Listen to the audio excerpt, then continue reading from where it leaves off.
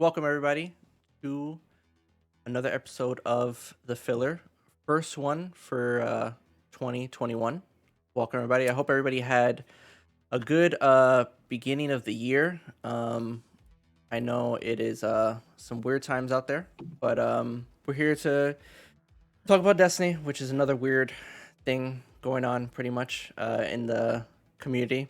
Have some good topics about PVE, PVP. We have some pretty dope guests, and we have physics back for about the 17th time. But we have some new guests here, and yeah, we're just gonna get into it. I don't want to go too much into a crazy intro, but I'm gonna throw it over to my co-host, the Prince of All Saiyans himself, Mr. Vegeta. Yeah, what's going on, chat? You already know the vibes. I got to be a little civilized today because we have some amazing guests, and I'm very excited to have these guys. I'm very, very good fans of all of these individuals. Not you, physics. I've seen you enough. I can't get enough of your face, brother. I'm always in chat. You know that. First and foremost, we have one of our very welcome guests, first time here on the show. Paul. I'm not gonna say your last name because I always feel like I butcher it, but please introduce yourself. Pretty sure some people know who you are, but if you don't, please let people know who you are, what you're about, and yeah, just tell us if you have any projects, any plans that you're doing, working on currently. All right, I'm Paul TASSI. That's how you pronounce it. And right. Nice. I write about video games for Forbes, and I have somehow developed a daily Destiny column that you may have seen. And if you Google anything about the game, my stuff will probably come up eventually.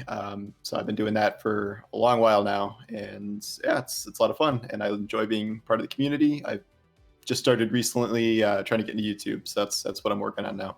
Nice. Everybody, check out that YouTube channel. You already know the vibes. I don't even gotta say nothing. Do it. I'm not gonna ask again. That's gonna be anyway. Moving forward, Mr. Nomad. Hello. I've been a fan of your YouTube channel for quite some time now. Thank you.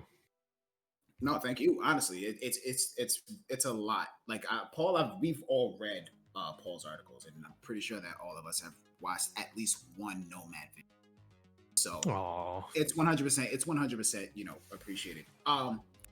From both of you gentlemen. Of course, everybody here are content creators. We all do things, but we always have to acknowledge and accept and appreciate the people that are there, kind of paving the way for everyone else to kind of do their thing. You know what I mean? But with that being said, please introduce yourself. Obviously I already introduced you, but let people know who you are. For those of you who don't know, let them know who you are, what you're about, what it is that you're working on this time. Sure. Yes. Hello, everyone. My name is Ascendant Nomad, and I am the Crucible Doctor, or that's what I call myself, because you need a catchphrase as an entertainer, apparently. So I'm a PvP YouTuber, and I generally make guides on how to improve on the Crucible. I try and adopt as non-salty an approach as possible, although I've definitely criticized Bungie in the past. Blacklist me now. Generally speaking, I'm very much focused on getting better at the game we play, the game that's in front of us, stasis or no stasis, doesn't matter to me. We don't subscribe to scrub mentality, which is not as hostile as it sounds, I promise. And yeah, I have a little channel on YouTube. I stream occasionally. I do gameplay reviews, coach people, and just generally try to get you to think about your game in a different way. My whole shtick is that I'm mentality focused first and tips and tricks second, because there's so many other people who do tips and tricks and loadouts and builds and stuff way better than I do, but nobody was doing stuff about mentality when I came onto the scene. So that's me. Somehow people have taken to that, and now I sat here amongst all of you esteemed ladies and gentlemen. So thank you for having me. That's beautiful. Thank you for being here. Everyone, honestly, thank you guys for being here. Amazing in chat. Everybody else in chat. Excuse me. I had a very crazy hour coming in here. Anyway, moving forward. I'm not going to introduce myself. Tony. ILLPHYSICS, the man, the myth, the legend, the guy with the fantastic hair that I wish. We're not going to talk about it. Come on, man. Come on. Nah, bro. Because I can't. You ain't going to have that thing on my head. It don't work like that. This is what honestly, here, bro. honestly, this is still like basically social distancing hair more than anything else. I just got a point, but you make it look good, brother. You make it look good. I appreciate it. It's the headbands. We got about 20 of them, but I wear like 2. Hey, so, man, yo, my name is Tony, aka ILLPHYSICS. Always a pleasure to be here. Thank you for having me, the filler, Maru, Nagi, the homies as usual.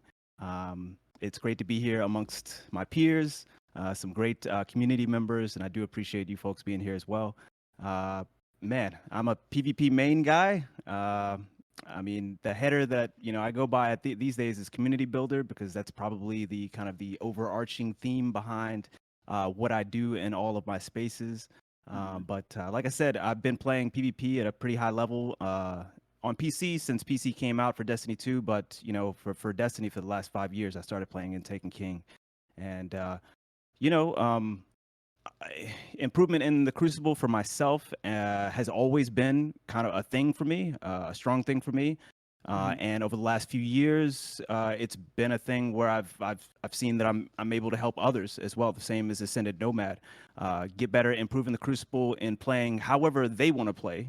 So if you want to get better at your particular play style, then that's what we work on. That's what we talk about. And so I pride myself on knowing a good amount of the mechanics of the game, but listening just as much as talking about it as well. Because I mean, I know a lot of the things that I know, and just based off of referencing all these big brains, the Hops, the Ascended Nomads, the Drewskis, the Camis, like et cetera, folks that talk about mechanics and have been talking about mechanics and the details of it, the Mercules, the Aztecross, et cetera, for years and years and years, people that are deep into it. And so those are the folks that I look up to as far as inspiration. Those are the folks that I look up to as far as the game knowledge that I kind of then disseminate to my folks into my community, and then with the additional insights that I've learned from my gameplay. So the channel is ILLPHYSICS everywhere for the most part. ILLPHYSICS on Twitch, ILLPHYSICS on Twitter, where we have, I'm sure folks probably know to some degree at this point, where we have a bunch of conversations just about the game and about life and about things that are going on in the world. I really enjoy kind of branching out and going into more than just Destiny and seeing how the world community itself is affecting us, and not just gaming. So that is a privilege that I've been afforded, and I appreciate my my base for allowing me to do that. But we've got community customs that are coming back. I haven't announced too much about it yet, but everybody's been pretty excited about it. Community customs where you can jump in with me, or jump in with others around your skill level and improve in Destiny PvP as I kind of give you tips and tricks while you're actually playing those customs. We do that usually on Sundays at 6 p.m. Eastern. That's coming back maybe not this weekend, but probably the next weekend after that, after we nail down a few more things. We have Discord movie nights on Wednesday nights, and that's always a big community Discord night. We watched Blue Streak with Martin Lawrence last night. We watched several other movies, Interstellar, et cetera, over the past couple months. So just happy to be here and happy to be involved in the greater discussion. So great community. Fantastic, man. Thank you so much for that such a detailed response in terms of what I was requesting of you. That's amazing. What we do. I appreciate that, man. Always giving out the details in a thorough fashion. I think that's a major reason why we all appreciate you and everything that you have to offer.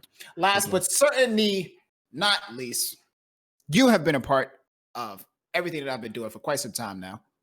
Appreciate you. You're a blessing. You're an honor. Big gangster. Hop, how you feeling today? How you feeling today? Are you good? Pretty good. How about you? Good. I'm doing all right. I'm chilling. I'm chilling. I think we're all, in these times, I think in the introductions of everything, I think we all I think everyone with a level head is kind of feeling the exact same thing. And I think that really brings us together in that aspect where we can kind of understand each other through it. And that, I mean, it sucks that we can understand each other through the frustration, but the fact that we can understand each other is really a good thing. With that being said, please let everybody know who you are, what you're about, what it is that you're doing currently, and introduce yourself to the people who may or may not know you. Of course, my name is HOPLITE. You all may recognize me. Excuse me. You may recognize me most from the Warriors of Time and other raids for puzzle events. I'm also a content creator on Twitch and YouTube, and I've got a healthy mix of PVE and PVP, but I specialize in PVE challenges like solo one-handed whispers, solo grandmasters, etc. You can find me over at twitch.tv/thehoplite or youtube.com/hoplite. Beautiful. Thank you so much for that introduction. Thank you for letting us know who you are and where to find you. And with that being said, like I said, I'm not going to introduce myself. I'm already that guy. You know what I'm saying? Chin hairs on fleek. Y'all recognize the face and the widow's peak. That rhymed. So I'm going to write that down somewhere. Bars. Yeah, Amaze Bars. is in the chat. Amaze has already written that down. You got Amaze, you got that one, bro? You got that? You got to clip He's that, bro, already in there. because I'm about to, you know what I'm saying? I'm about to be the Flavor Flav to your Dr. Dre. Shout out to Dr. Dre, bro. He actually made it out. Dr. Dre is Yeah. doing pretty good, man. Yep. I'm happy Dr. Dre is out the hospital, bro. That would have Yeah. fucked me up. Excuse my language. Psych! Fuck out of here. Anyway, moving forward. Take it away, brother. But yeah, I just want to say thank you to everybody. You know, all for you amazing people. Nagi, as always, appreciate you guys. But yeah, the topic at hand: Destiny PVE and PVP, and everything in the middle. So obviously, when kind of going around and choosing guests, you know, me and Tony were in the DMs together trying to pick out some good people. Obviously, Paul was going to be one of them, and I felt like a good mix of having two people who primarily focus on PvP and then two people who primarily focus on PvE would be the perfect end for it. But basically, we're going to be talking about the divide between the community, the player base in PvE, the player base in PvP, kind of what the PvP player base is asking for, and what they're upset about. And, you know, spoiler alert, it's not just about stasis. It goes way beyond that. And then kind of where the thoughts are on PvE, the PvE player base, and kind of, you know, we're going to be talking about the toxicity in it, because there are times where there are players in PvE who, like the tweet that Tony said, where, you know, they just don't feel appreciated by Bungie, and I feel like also they don't feel appreciated by PvE players.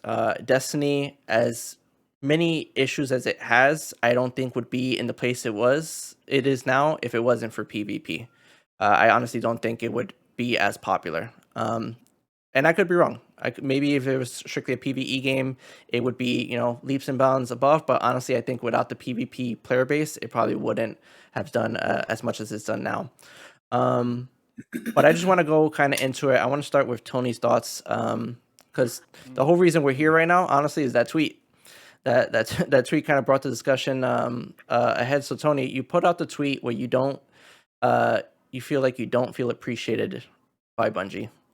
So I just want to hear the thought process, kind of what you heard from, you know, people commenting on that. And then obviously we'll kind of go into Paul's thoughts as a strictly PvE person mostly, on kind of, you know, how he feels about that, and go from there. Yeah, so, you know, if folks don't know the context, you know, I put out this tweet. I'm sorry, I'm scrolling down because I just want to make sure I say it exactly right. It's somewhere around here. I'm sure it is right here. So it says, you know, I do not feel valued as a PvP player by Bungie, you know, and I wrote that 5 times, and I felt that. It was one of those things where I didn't plan this tweet. It wasn't a scheduled tweet. I just finished up, I think, like a 21 hour like stream or something like that, where you know, I was playing PvP the entire time, you know, quick play and other things, and it's just I felt it, you know, it was built up for sure. I had so much fun playing, you know, in that 21 hour straight PvP session of quick play, but I felt like, you know, so unfulfilled afterwards. The gunplay is just like the meta right now is beautiful. The gun meta right now on PC specifically, I tried, you know, to make the point that I don't play on console. I don't look at console. I don't know anything about console.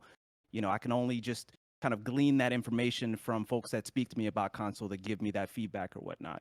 But the gun meta, like so many different like light supers. Like if people aren't playing stasis, I see so many different light supers.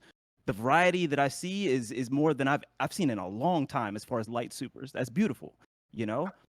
But there, like, I just felt so like unfulfilled after that session, because like every time I got on a streak, I would just get frozen, you know. Like I would come up against somebody and I'd 2-tap them with my hand cannon, and I would get frozen, and then there was literally nothing I can do about it. There was like a clip somebody made. I think it was Khan. My buddy Khan. He made a clip where he got frozen, and then he did some crazy shit on his hunter, dodged out of it, and then still was able to get the kill. That literally has never happened to me. I have never gotten frozen and then gotten the kill. or not died. The only time I have not died out of getting frozen is these are even after the freezing changes, you know, was when a teammate came and saved my life. You know, that is it. I have never, ever survived, you Just know, like after to- being frozen. Just like to interject briefly and say I have. It's just get good, bro. It's fine. Yes. Oh my god. Oh God. I don't know how to escape Just fast go enough. ahead, throw salt on it, dog. But I so had to. I'm it's sorry, it was easy. no, it's easy. Yeah, no doubt. Just And so I felt it. I felt it. I was tired. I felt it. That's what I wrote. But the thing is about it is it wasn't just like a lot of people, you know, clearly empathize with that, right? That tweet popped off in a way that I never thought that it would pop off. And a lot of people empathize with it, but it's not just stasis. A lot of what I felt behind that was the fact that I've been trying my best to provide respectful, reasonable, actionable feedback, you know, to Bungie in a variety of different means, whether it be, you know, on Twitter, whether it be on my stream, whether it be on the Bungie forums, etc. For 5 years, you know, for 5 years, and I have never ever felt like Bungie listened to me or was valuing my opinion as a PvP player. And I think a lot of other people feel the same way. That's not to say that community managers need to respond to everybody. They are busy people. DMG, Cosmo, DJ, you know, like we'll take, for example, DMG on Twitter. That man is responding to like 24/7. He is at his desk 24/7, responding to emails, responding to Twitter. He is everywhere. You know, so I'm not saying that, but what I am saying is that based on the state of the game, based on the direction that the game has gone with freezing, based on the direction that the game has gone with regards to how quickly they listen to and fix things in PvP that are truly and deeply unrewarding to folks that play PvP mainly, is disheartening. It's disheartening. How long did it take for Lord of Wolves to get taken a look at? You know, Bastion's still out there popping. You know, it's just like these are weapons that that have like barely any counter. I could have 5 years of high level experience playing the best people in the game to try to get better, and I'll still lose to a Bastion. You know, like every time if they're camping a corner, I'm not gonna be able to get in that room with them sitting in that corner, and then they just you see them after I die, they just collect more of my special ammo and just go about their fucking business and do it again. You know. So it's just like, I'm not saying again that, you know, we shouldn't have fun guns in the game that completely demolish the skill gap. I'm not saying that, but we get more and more of that every time there's a DLC drop. And now we get a whole subclass on 3 characters that do that really, really, really, really well. Close the skill gap to the point where 5 years of experience playing and somebody could come in and have a month experience and it doesn't matter. It doesn't matter. So, you know, Raw, that's how I feel, you know. It's just I want, like, PvP is a part of that. Like when PvE players, I had to, like, people were just like, there were so many retweets of my tweet where it was like, man, he's just hiding all the replies. Look, I'm hiding the replies because I actually want to go through all the feedback, you know, and listen and respond. And I can't do that if it's just constant negativity fucking thrown at my face 24/7, where people are just telling me, yo, good, I'm glad you don't feel valued as a PvP player. You don't belong here. This is a PvE game. What are you talking about? Shut the fuck up, et cetera, et cetera. So much of that. Oh my God. My DMs. Oh my God. I almost had to close them. You know? It's just like, look, I understand. And everybody, I hope, that is a PvP player, you know, like that is invested in this cause. You know, I understand that PvE is more of the game than PvP. I understand both community-wise, base-wise. I understand both the. I don't expect for them to throw 50% resources into PvP and 50% resources into PvE. You know, I love the PvE in this game. I want it to remain crisp, deep, you know, and something worth my time investment, even as a PvP main. Which I advocate for. Everybody should be playing the entire game, not just, especially PvP players. You're missing out if you're not in on the PvE, even right now. But It's just like, we're here. It is a fully formed concept, idea, and game mode PvP this is a PvP game as well. And so for folks to say that Bungie should no longer throw resources or shouldn't care about the level of resources and we shouldn't care about the level of resources that they throw towards us in PvP to maintain it and to push it forward, we can all see that it has incredible amounts of potential. That's dismissive. It's so fucked up. I'm gonna just put it like that. PvP players, Sweats in particular, competitive community, rightfully so, has gotten a rep for being toxic. I don't know if any of us can say that there aren't a significant amount of people that are toxic in the PvP, but come on, people are toxic, dog. Yeah. People are toxic, and there are plenty of people in the PvE community who are toxic as well. This is a community where we need to stop pointing fingers and realize that we're all here together and that we all want the game to succeed. We all have the same common goals in that regard. We all see the potential here. So let's stop fighting amongst ourselves, being divisive, splitting the vote, and all just continue to advocate for a game that we can be proud of. Both sides, PvP, PvE, and Gambit. So I wanna hear from Everything except that last part. So Paul, why do you think there's such a big divide in the community and there's so much like we can't get along? So to start with, I have to say I screwed up. Like that's how all this started. I saw the tweet that was the I do not feel valued. I saw it as other people retweeting someone's retweet of it, and it was just this big long chain, and it started like taking over my newsfeed, and I'm like, guys, like I don't know if this is like the right tactic. Like you got to be constructive. And then everyone was like, don't you know who started this? Like the most constructive guy in PvP history. And I'm like, oh, whoops. So that was my bad. And I know some people were like, oh, you're going to go on the show and like fight with them and something. Like, that is definitely not why I'm here. And fundamentally, I totally agree. I am on the same side. And I do not understand how anyone can make like the argument with a straight face that Destiny is a PvE only game. Like that just doesn't make any sense. Like if you look at the numbers, it's not a 50-50 split, but it's at least like 900K, 600K PvE, PvP at any given time. And obviously the split of developed content and focus is not split like that, like not even close. So it is a culmination of things. And I think Stasis is kind of the straw that's broken the camel's back here, because it was a subclass that was so obviously not developed with PvP in mind in like any sense. Like the whole even before it came out, everyone's like, wait, how is freezing gonna work with PvP? And it doesn't work with PvP at all. And so they did some crazy like fast nerfs at the beginning to warlocks and like to try and thaw people out faster and the range on things, and like then they had to unnerf them, and it's this whole thing. But as Tony said, it's more than just stasis. Like you can't look at the game and meaningfully say that Bungie has put a significant amount into PvP other than trying to make trials work for a couple seasons now. But besides that, I mean, we didn't even get a new Crucible map with an entire expansion. Like that's really all you need to know. And we had maps taken from us. Yeah, you had maps taken, like modes taken, like a ton of modes taken that for reasons that I can't quite understand. And you have like Iron Banner, which is like the same loot system from like 4 years ago, pretty much, and did not get a new armor set. We are still reprising weapons for that.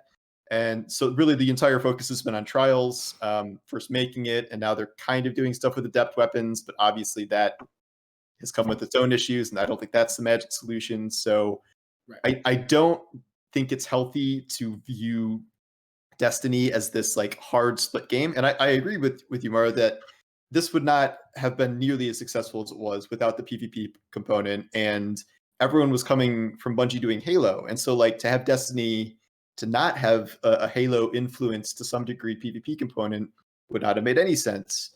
And now similarly, it doesn't make sense for them to ease off on focusing on PvP when there is still a massively significant part of the player base who does it. And like we always make Gambit jokes, and like it's easier to make Gambit jokes because if Gambit is like 5% or 10% of the population at a given time, like okay, maybe you don't focus on Gambit as much. But when PvP is like 40, 45% of the game at times, I don't understand why you would leave it alone to the degree you have. So I think the anger and the frustration is justified, and I do not think Bungie has been properly responding to this.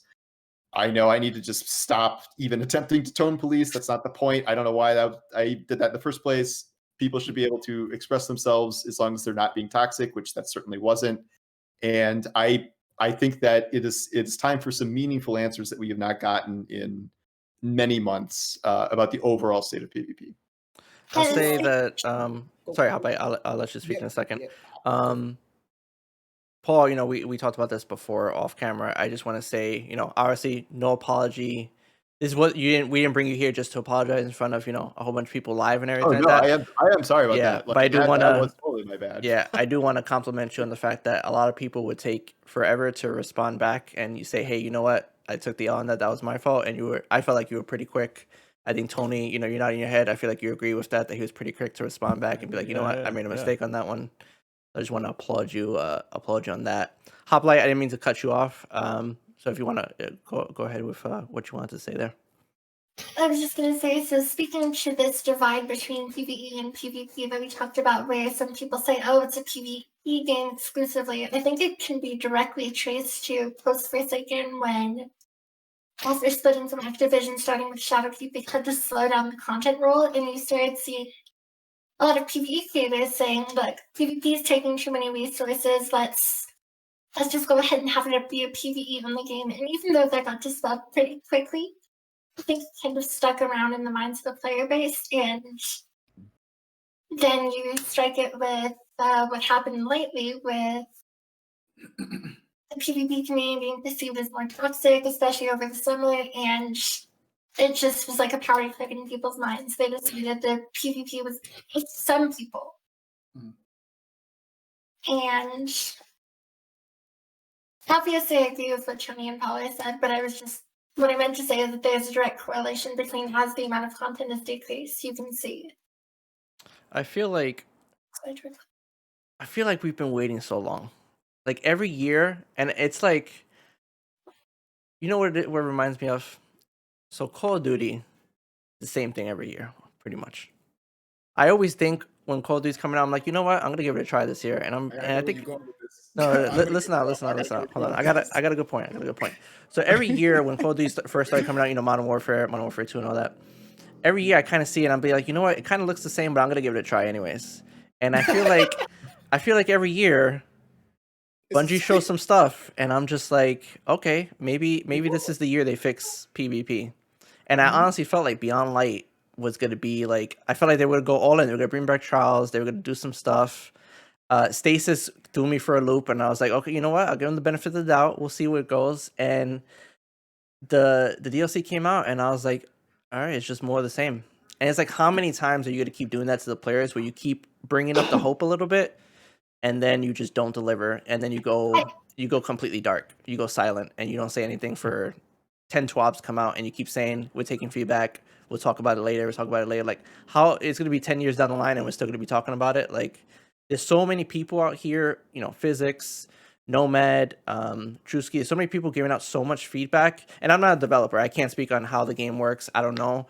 The challenge is obviously COVID was a thing, and I don't want to blame it all on COVID, but COVID was a thing. But like, there's so many people out there in the community that have so many of these thoughts on how to fix the game, and it's just like, how are we still not there?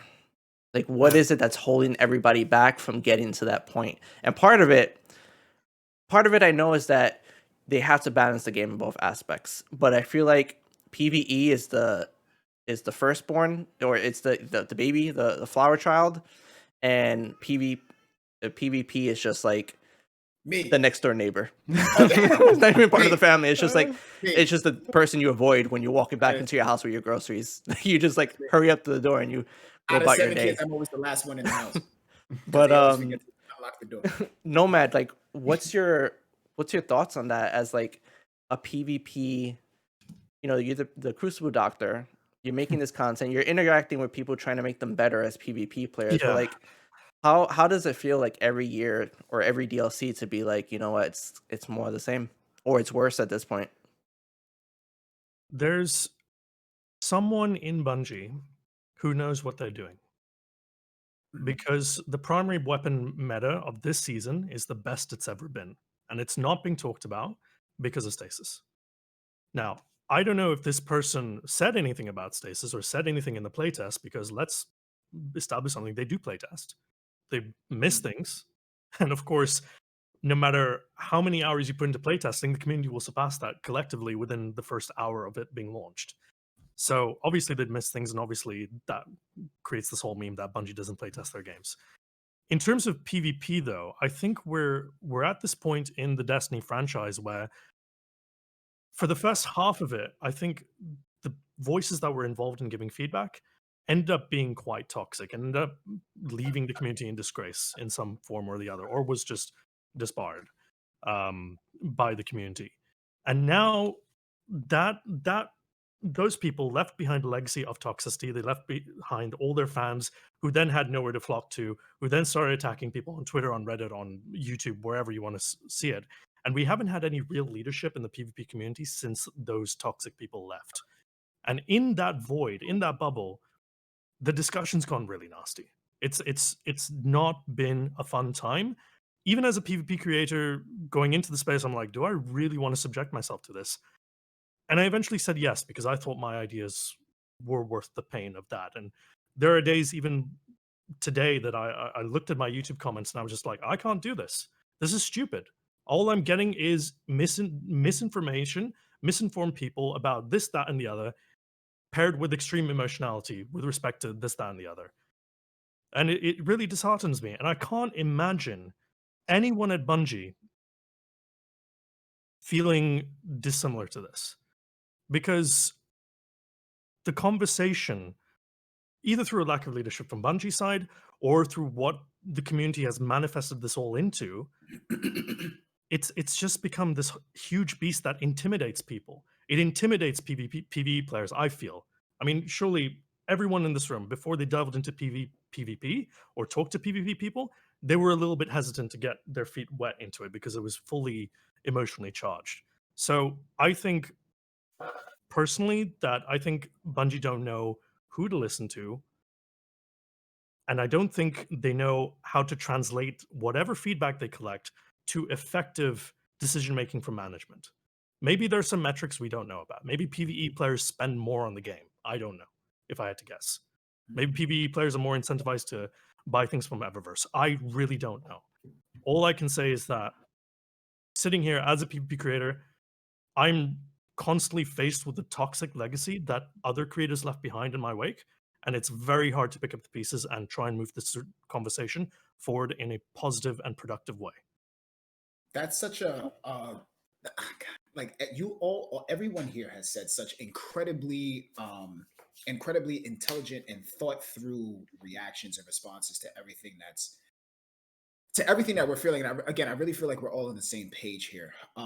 First off, I want to say to Maru, definitely dropped some bombs there, brother. You definitely dropped some dimes. Of course, Paul, Nomad, Tony, Hop, all of you guys have definitely been dropping some very decent, planned and thought out responses to everything that we're experiencing in this game. And as someone who has physically been there and watched them work on the game, there's a lot of people working on this game. This was, of course, before COVID. I sat there, I watched, I walked past the playtesters sitting on couches in groups, playtesting the game, writing notes down on the same notepad that, I'm saying, that Tony got right next to him. Like, I watched them work on it, right? I had conversations with the developers, and I learned things about the game. I was told things about the game. I feel like Destiny in itself has gone down this path to where it has been dramatically taken so seriously, to the extent to where everyone feels like there's a dictatorship for either side. And it's really it applies exactly to what Nomad is saying, because no one is listening. Everyone is just throwing this and that out here. The conversation that we're having right now, the likelihood of this being the conversation everywhere else, it's either incredibly toxic or it has absolutely no supportive value in terms of what can actually solve the problems that we're all experiencing, right? So you have that aspect. I've been reading chat and Aura made a statement about fun being the better aspect, fun being the thing that should be more important, which I personally 100% agree with. I'm telling you now, I wouldn't give an absolute damn about specs, like armor stats. I don't care about that, bro. How can I blow you up? That's what I care about. I play Battlefield, right? And I use C4 because I played a recon class. You have any idea how many stories I still hold to this day because of the stupid shit I did in Battlefield? I'm talking about fighting helicopters on the back of jet skis. Dumb stuff. Like, and I talk about it to this day, but I remember it. I retain it. What did I do yesterday in Destiny? Yeah, I remember what y'all did yesterday. That wasn't PVE. Froze some people. You froze. Got frozen. Yeah. Got frozen. You know what I'm saying? I went to spend money on Eververse. God damn it, Maru. Sorry. Thank you, Nomad. Yes, the hatred for MARU is growing in Nomad. In contrast, I actually can say that I do remember, but I also think part of the reason that I struggle with these sorts of conversations, I mean, obviously I get involved, I share my perspective. I'm very much focused on what is the most interesting thing I can do in the game, or what is the most interesting build or fun thing to create. Mm-hmm. So I have a Wings of Sacred Dawn Dawnblade build that every single day I go in, doesn't matter what the meta is, I enjoy using it because that's how I like playing the game. Right. And I'm sorry, go ahead. No, you're first. You sure? You got everything out?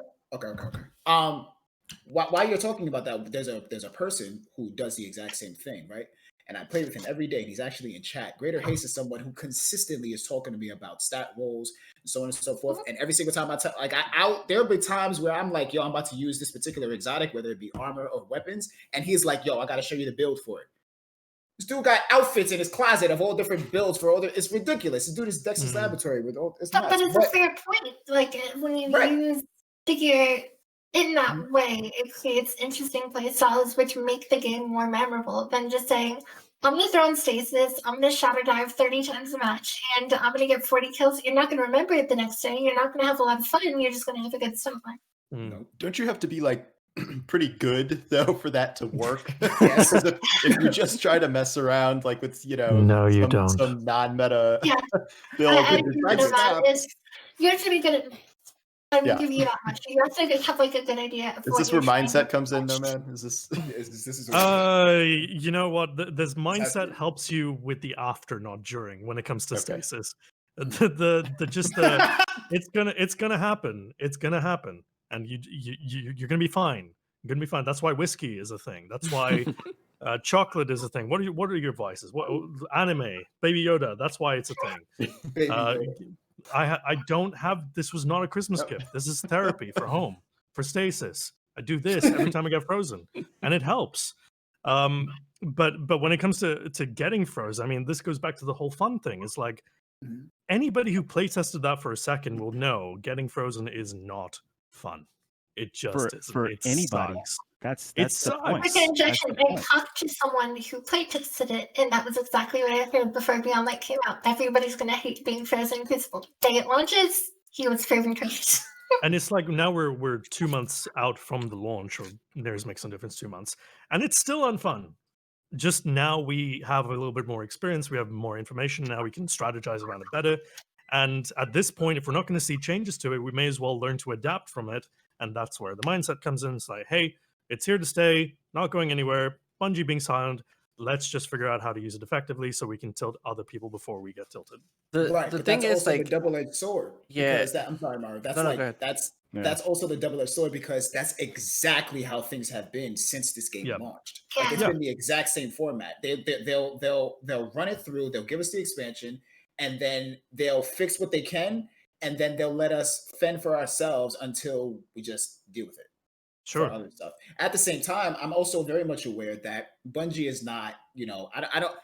With that statement, I'm not going to try to portray Bungie as the metaphor of like the kid with the magnifying glass and we're all the ants. That's not what I'm saying here. What I'm saying is that ultimately the way that it's been held has been the exact same, to the point to where complaining about it, like even you got people like Cruiser. Cruiser doesn't even, well, I mean, he stopped playing Destiny, but when he was playing Destiny, he got to the point where he was tired of even voicing the opinion, because what was it doing? It was only, the only thing that it did was literally genuine arguments in his comments, which is exactly what you was just talking about, Nomad. And Paul, I can only imagine what you're dealing with, because you're writing the shit. So you're writing pieces that ultimately leave open-ended opinions to people. And I'm sure that they throw that at you because you're just the guy who's writing it. So you're just dealing with shit, doing your job, and someone's treating you like you're a narcissist. It's like, bro, I just typed this. I didn't do anything. I will say though, from my experience, if you encourage people to be better, they will generally try and be better. Absolutely. And I don't think, like, even though I said, like, I'm not immune from the toxicity and the comments and people with their own bad opinions. Everyone's entitled to their wrong opinions. Free country. But if you encourage people to be better, they will end up being a net positive for themselves. It might take a while, but I've had people come back to me saying, "Thank you for the encouragement. I didn't see it at the time." And now I'm a little less ragey about it, and I'm a little more collected. It's like, if you're gonna keep playing this game, in my opinion, I don't think you have much right to continue complaining about it to the point where you're being toxic. You can certainly voice your disagreements, but if you're not having fun and you still keep playing, who's the sucker? Yes. Well, okay, so that's the, you bring up a lot of like good points. All right, let's get ready. All right, so check it. You know, like I agree, and you made a really good point at the end of that, right? Like, if you're gonna keep playing the game, there's no reason to complain to the degree that you get toxic. You know, but on the flip, and that's, you know, people can't see the distinction between being toxic and simply trying to put across how you feel, you know, in a respectful, reasonable manner, you know, and also try to give some degree of constructive feedback as well. Sure. You know, people do not know the distinction between being toxic and giving feedback, you know, even if it is just a really frustrated feedback, you know, really frustrated. There's a difference. Yeah. You know? And so I know that people can't see that difference, because when I do not feel valued as a PvP player by Bungie, which I don't know how anyone can see that as being inherently toxic, you know, inherently toxic. That was just truth in my opinion. Inherently toxic. And yet you still have folks replying on the post, well, you should just go play another game. Like, we don't sound familiar. You know, just go play another game. The entire environment surrounding the Destiny community has gone to like a point of hostility where some people are super mad and at the point where they're threatening devs, etc. And in response, a lot of people in attempt to defend said, just go play another game, just go do something else. It's not worth your time here. I think we do need to get back to a place where we can actually discuss, hey, this is how I'm feeling about something, and it is totally valid, and you do not need to step in to defend Bungie, you do not need to step in to defend the person sharing the opinion. It's just information. Yeah, and one of the first posts, you know, that came through on that was exactly what we should be doing at that point. If somebody brings across how they feel about something, you know, then probe them. Okay, Lars immediately responded, you know, quickly after. He's like, "May I ask why do you feel that you aren't being heard?" You know, and then after that, he provides me an opportunity then to list off, oh, okay, the apparent direction of the gameplay experience for the past 2 years. Oh, the overall lack of support and resources directed at PvP, et cetera, you know? So it gives me the opportunity then to actually delve into some concrete, you know, things, you know, behind why I feel like that. You know, some concrete actionable feedback or some feedback just in general on why specifically I feel like that, you know? Stasis. Look, Ascendant Nomad, what's the point? You know, what's the point of getting better if Stasis is here to completely remove a skill gap? You know, like, because I'm not knocking at you. I'm not knocking at you. You know, like, it's kind of a rhetorical question. My point is, you know, it's just like you're saying, and I believe as well. That's why I have my community custom. So I'm right there with you. Well, like, I'm agreeing with you, but I'm probing. You know, just a hypothetical to keep the conversation going in this direction. What's the point? What's the point? A lot of people are just like, yo, what even is the point of trying to get better at this game, to try to learn different counters, to try to play more skillfully with our builds, to build, to put and invest a lot of time into, you know, finding like high quality armor, et cetera, et cetera. If literally all of that is obviated by someone throwing a fucking grenade at you, you know, someone throwing a slowing knife, of which they have 2 at you, you know, and completely obviating any skill in that engagement, you know, it's whoever freezes first. Then you talk about freeze them before they freeze you. People don't talk about how, you know, mechanics like this, when they are prominent in the meta, encourage toxicity. You know, like, I'm so upset, you know, that I'm getting frozen. I'm gonna build my build around stasis, and I'm just gonna freeze as many people as I can. That's fun for me. That's fun for me. That's fun for me. And I'm just gonna freeze as many Okay, people hang as I on. can. Hold up. You're conflating my in-game actions with somebody else's toxicity. No. I'm not saying. This isn't a reflection on. I'm not saying that it is a direct correlation to it. But all I'm saying is, you know, you see, you know, someone, I'm not going to mention their name because I'm not a big fan, you know, like, everybody should know who I'm talking about. You see someone who is a top player, you know, and, you know, like, dealing with cheating in trials, and they start putting on a mountaintop. Now everybody starts putting on a mountaintop in trials, and they just start, you know, going crazy, going ham with mountaintop, killing everybody with mountaintop, you know, and it's just like, we shouldn't have to equip, you know, like, the same thing in order to counter the same thing. You know, like, when things don't have counters, and then people feel like they have to put on the same thing in order to counter it, and then, I don't know, it just perpetuates a certain atmosphere in the meta where it's just like, everybody's just angry. Everybody's just upset about getting frozen. Everybody's just upset about getting killed by an Arbalist, a Bastion, a Lord of Wolves. You know, it just, everybody's just angry and upset, and I could just see that in the community, and it's been building and building and building on, you know, like, on Twitter, on Reddit, et cetera, et cetera. I just don't feel like this is a healthy and sustainable path, you know.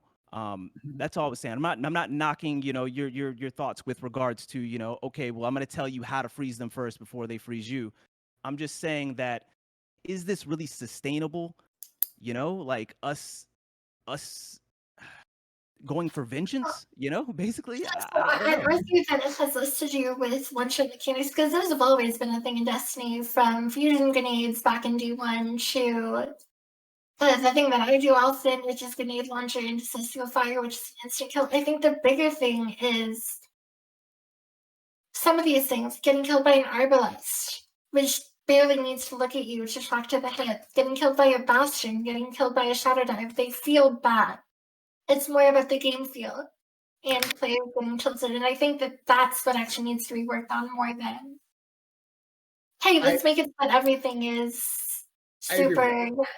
One thing that I've realized that Destiny has always kind of generated in terms of player experience, and I'm only saying that because I really want to pay attention to what Aura said, because that's really what this is about. At the end of the day, right? There's certain, out of everything that we've been expressing, there are certain things that are absolute facts. One of the major facts about Destiny is the fact that it is literally the only game of its kind. There's no other game out here with the same type of movement, with the same type of loadout, with the same type of play out. There are similarities to other games, MMOs, RPGs, so on and so forth, stat rolls, and etc., but not to the magnitude in which Destiny is actually portraying it, right? The movement, the speed, the overall player experience is something that is insanely unique. And the proof behind that is the fact that there is always a particular game that will be essentially labeled a looter shooter that will be compared to Destiny, but Destiny cannot be compared to something else at all. At least in my opinion. They'll compare it to games like Anthem, The Division, or Anthem, right? And look at how that goes. Destiny always ends up like still relevant. Those other games kind of drift off and either get forgotten or they kind of stagnate with their own personal communities and build on top of each other. Like Battlefield 4, the game has already been done. The DICE moved on. It's been years. The player base itself is still holding it up because you have people who are out here working and holding up personal servers. So if you go and play Battlefield 4, you're playing on someone's paid for server, not DICE's, which is insane to me because there are so many games out here like that.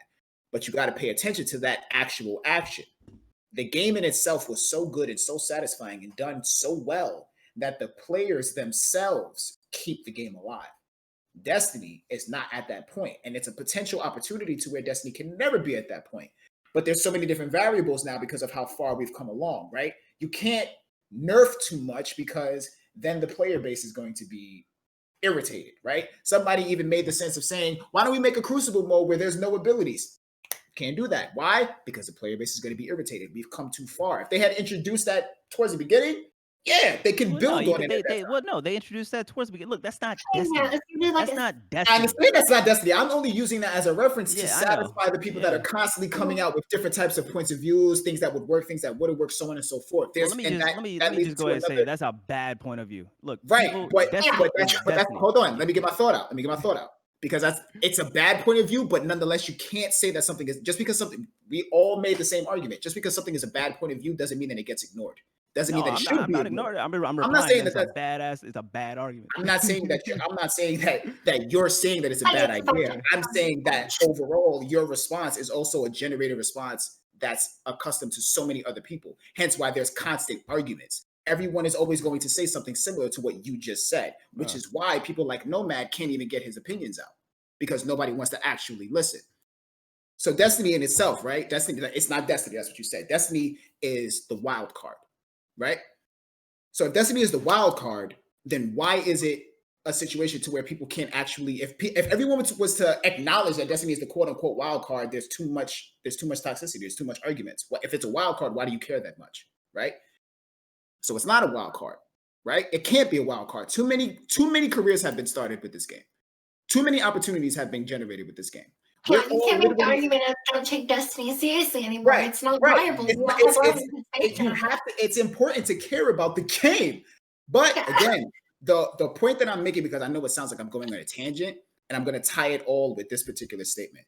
The point that I'm making is that there's too many variables in Destiny to actually wrap your head around. So the fact that we're trying so diligently to kind of come to a conclusion of fixing problems, there are too many things in Destiny to have a 100% like satisfying game. So we all have to come to a common ground on that aspect. Yeah. It's hard to reach a point of objective balance in Destiny because something's always going to have a counter. There's always going to be some outlier, but I think you can reach is a point where the game feels satisfying. So one of the things that I've talked about in Regards Stasis is so the way that they change cold snap grenades.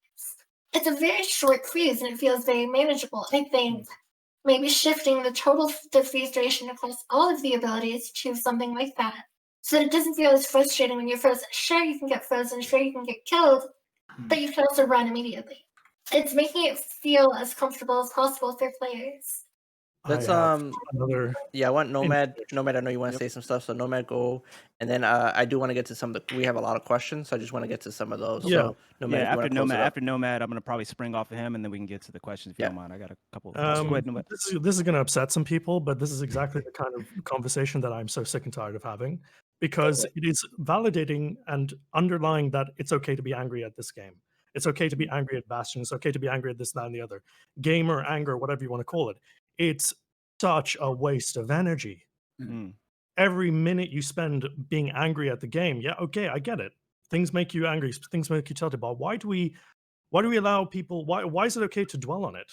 Like, okay, you can have your opinion, you can feel what you're feeling, but why do we dwell on it such to the point that we let it affect how we think and perceive the game itself? I just don't feel like there's substance to be had when you're having an emotionally charged conversation. I know I am being ironic right now because I'm speaking out of frustration, but it's like I tweeted out in response to all of this is that I'm tired, I'm sad, I'm demotivated because we've been doing this forever. This is year freaking 7 of this shit. Years, bro. You know, like, and it hasn't changed. And we've got people in the chat circle jerking themselves over the fact that they don't enjoy the game. Like, come on, can we be better about this, please? Am I an idiot for wanting people to be better and to start thinking about this more intelligently? Like, I feel like we're capable of doing this as a community, but we're not. We're too busy trying to get responses from people. We're too busy trying to feed into lazy narratives. We're not trying to improve ourselves at the game. Okay, yeah, fine, stasis. You bring a good point up, Tony, about seems like pointless to improve. But the way I'm trying to develop a theory about this is that this is not a gunplay meta anymore. It's an ability-based meta. And there's perhaps going to be a shift in the way we perceive things, because like Luke Smith said, we're on track for 3 more darkness subclasses per character, or 2 more darkness subclasses per character, which means we'll have 18 subclasses to play between. That's more than there are weapon archetypes in the kinetic slot. Like, come on, like this is an ability game, and we have to start thinking about it that way too. But I don't know, maybe I'm being a boomer, or maybe I'm being irrational, but I'm just like I've been. But it's either the mix to be struck there. No, But like, it doesn't need to just be an ability game. It does not need to be necessarily a gun-focused game. I think it's okay to not demand, obviously, I don't have. But I think it's okay to ask to give feedback and say, hey, this direction isn't working for me. So we don't necessarily need to rail against it to the point where it's just meaningless drivel. You're just getting constantly mad. But you also don't need to sit down and say, hey, we're just going to roll with everything. I mean, you can. But at the end of the day, we all want a game that feels good to play for us. And it's okay to a degree to say, hey, I don't love this direction. What do you think? Yeah. And But I just, yeah. Go ahead, Paul. Go ahead. No, sorry, but like, doesn't it kind of make the point where if we are in an ability-based game, but where everyone's kind of agreeing that gunplay is good and gunplay is what we like from Destiny, and that's what we wish it was based on, like, I don't really see that that's bad to push back on, like, maybe it shouldn't be so ability-focused if everyone is satisfied with the gunplay and that's going well. So let's shift what's working to be the main focus of it, rather than like, okay, I'm just going to throw everything out and learn how to play an ability-based meta. Like that doesn't. That's not the right answer for me, I guess. I personally would like some clarification from Bungie, at least something to let us all know. Well, yeah. Hey, expect abilities now, by the way. Instead of like leaving us to shout in the void. Yes. And that was how I was going to start, was the fact that I just wish Bungie would like, look, if we knew more about where Bungie wanted to take PvP, you know, like Ascendant Nomad has been very vocal about, look, just talk to us a little bit more. Just talk to us more. Give us some idea of the direction so that my expectations aren't here for Bungie. Ascendant Nomad's expectations over here. We all have different expectations. If we all have different expectations, or if we all have a different idea of where the endpoint of the game is, you know, then it's going to be difficult for us to all come to the same page. You know, we all have different expectations. And so if Bungie sets those expectations for us and gives us some idea, then we can all decide, okay, well, I want to play this game. I don't want to play this game because this is the direction that it's going, and I'm not really a fan of that. Or I'm going to sit here, I'm actually going to adapt to it. But there's no question on where the game is going. Now, also, you know, like Hops was talking about, you know, and also Paul as well. Look, I just put up a poll, and I'm nobody big, you know, but like I just put up a poll. It's got like 1,000 like votes or whatnot, and it's just like I was like, oh, what do you like most about Destiny PvP? And it's just like abilities was by far like very low. You know, it was all about gunplay and movement, and that's consistent with how I feel about the game. That's consistent about how most people that I know that love PvP feel about the game as well. And I think that's another reason why there's so much pushback to stasis, is because sure, stasis is fun in some regards, most definitely. It's very cool, very new. But when it comes to Destiny PvP, that's not what we look for. It's not what we as a base are generally looking for. And I think that's something that they should definitely take that feedback. It's I'm strong. going to say this, and then I'm going to let Mike take it away because I know that we got questions. But I'm while Nomad was sitting here, I would, like, if you guys notice, I was like smiling the entire time because you don't really hear Nomad like call people out, and I love that shit. But my point is, what I'm going to say is, Paul, the statement that you said about focusing on the fact that Destiny is wanted to be a gun-based game instead of an ability-based game. Hop stating that it should be okay to provide a narrative in terms of opinion without it being ridiculed, and you don't have to push against the rails, her words, using her quotation on that, to deliver information. And then Tony, with everything that you're saying about how, you know, the game is expressed and how the player base is feeding back off of it, I think that if we took every single one of your points of views that you just stated just now and put them together and made one vision person, we would have like a Marvel version of like a Destiny Guardian that should be the leader of all games. Like I think that'd be Shaq's Ultron. right. Oh, I like that. I like that. I just want to hear him yell. All right, Maru, go ahead, brother. All right, so we have a lot of questions. Usually we kind of do like one or two and kind of go around, but there's a lot of good questions, so I kind of want everybody to get a chance. So in this format, what we're going to do is I'm going to just choose a question, choose a person to answer it, and then we're going to move on to the next question. I'll choose a different person just so we can get a lot of these answered. So I'll just go in order. Paul, I'll start with you. From It's Lysis has a question. What do you think is the definitive reason Destiny has not received more PvP focus? Is it money, results, lack of vision? And do you think the pandemic has been the main reason for a dip in quality? Or the split from Activision? Oh, sorry. I don't know if it has to do with Activision necessarily. It would be hard to tie it to that directly. I think the pandemic probably affected all development equally. I don't know if there's any particular reason working from home would mean less focus on PvP. I have a far-flung theory and then a more reasonable theory. The far-flung theory is that we all know Bungie is working on other games. I have an idea that their other games or their main game they're working on besides this is going to be more heavily PvP focused, whatever it may be, whatever format that may take. I think they probably want to kind of recapture the more very balanced Halo style PvP in whatever form that takes.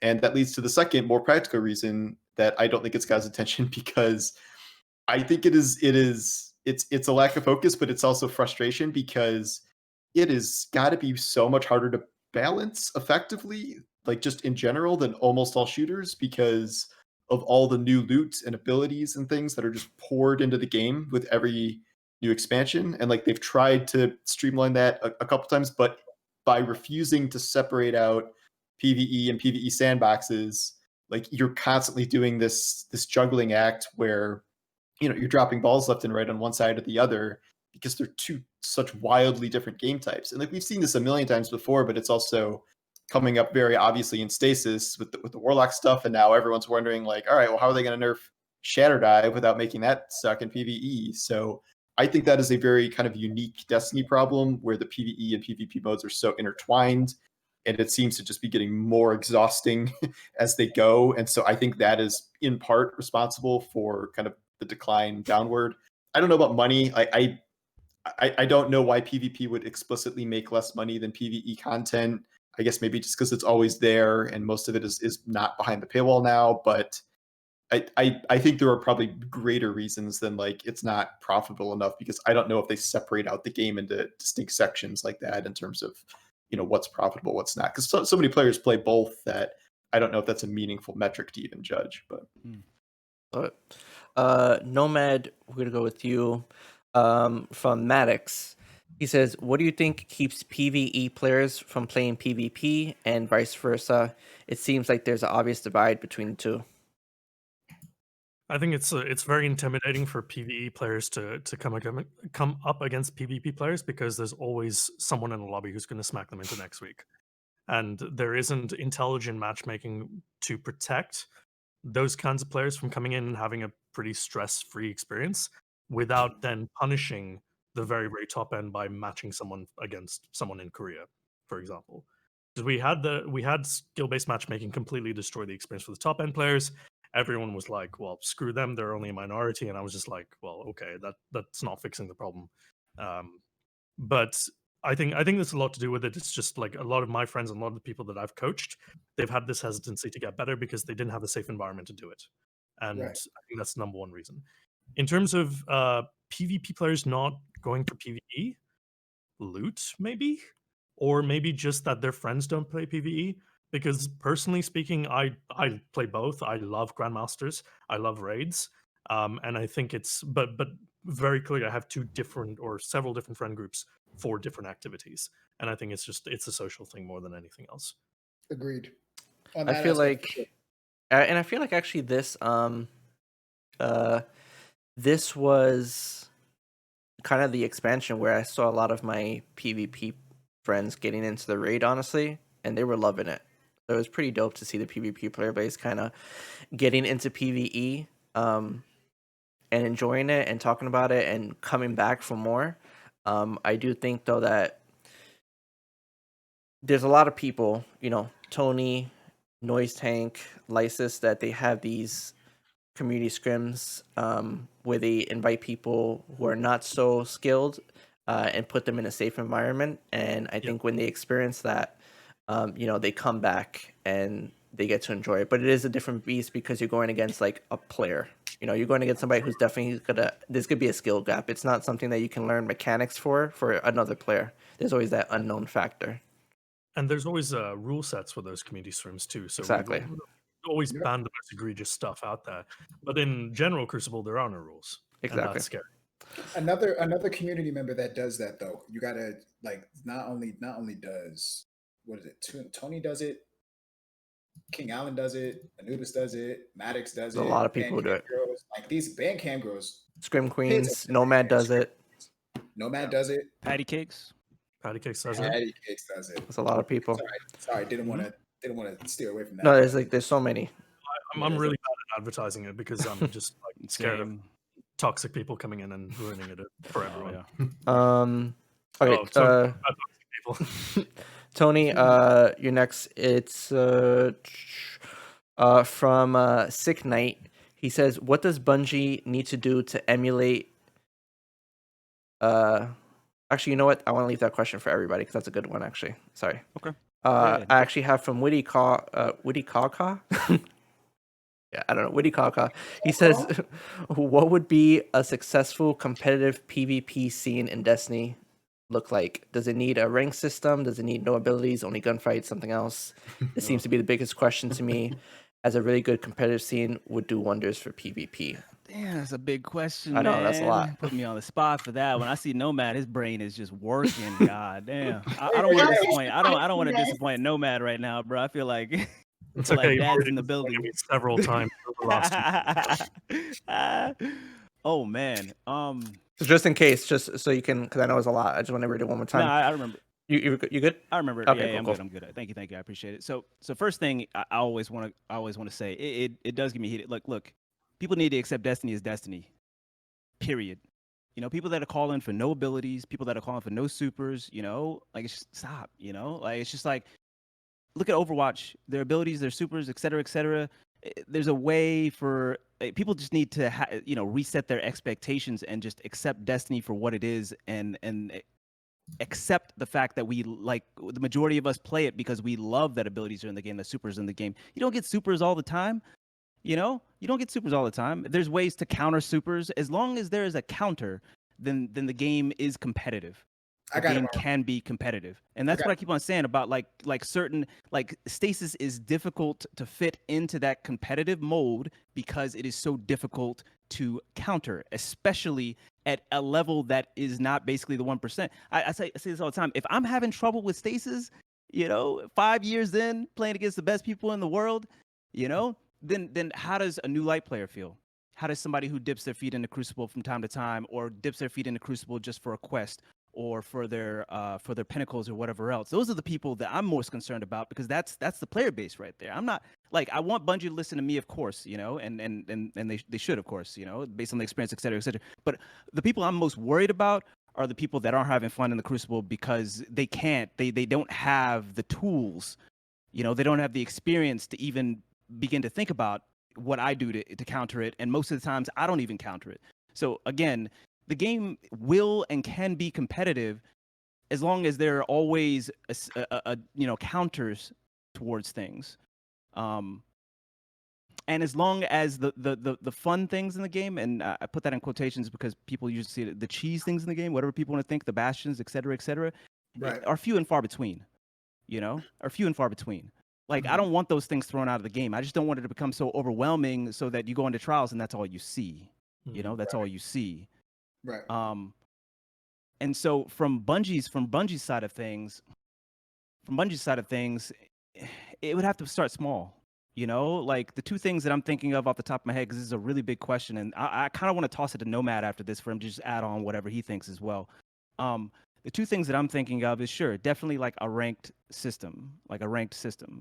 It doesn't have to be anything crazy. They could literally just put numbers on it, and that'd be it to start. And then we kind of just dissolve ideas from there. You know, like that's basically a ranked playtesting. Throw the ranked in there, you know, and then receive the feedback, and then continue to make progressive changes from there. Another thing I'm thinking about as well is something I've thought about for a while is look, cheese is in. I don't want to call it cheese anymore.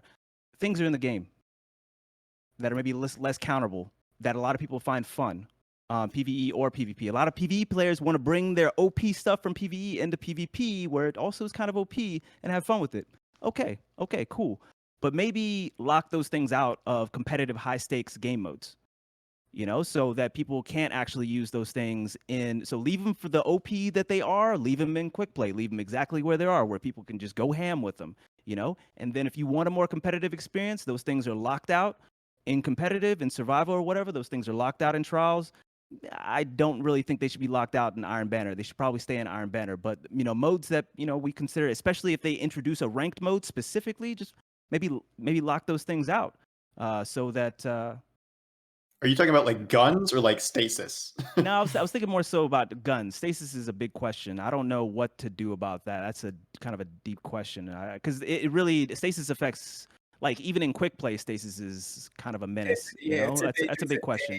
I'm specifically thinking about guns for sure. I'm definitely specifically thinking about guns. Because I think affecting stasis would ultimately, like, it's really kind of walking on a thread. Like, to affect stasis specifically to benefit PvP can drastically ruin it. Yeah, because stasis is lore now. Stasis is deeply intertwined in the game as a whole, and so to lock that out, I feel like is the same sort of thing as like, look, it's just not Destiny at that point.